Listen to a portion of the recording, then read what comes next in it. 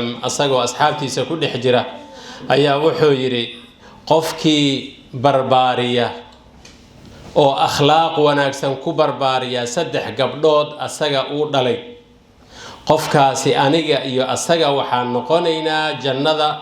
labadaas farood uu taagay sidaasan ku noqonaynaa ayuu yiri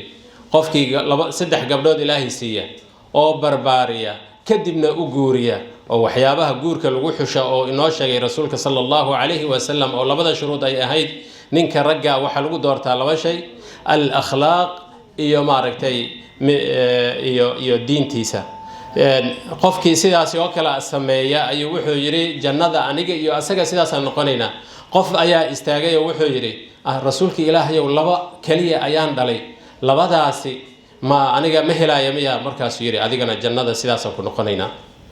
sidaas oo kale nina soo istaagay haddana wuxuu yiri rasuulka ilaahay aniga hal gabar kaliya ayuu ilaahay siiyay gabadhaasi hadii aan barbaariyo oo guurkeedii iyo meel fiican aan geliyo ma helaya miya markaas wuxuu yiri waa helaysaa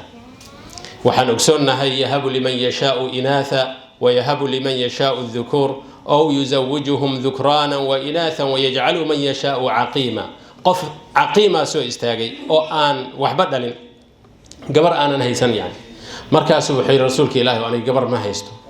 dadka jannada waxyaabaha ay ku galayaan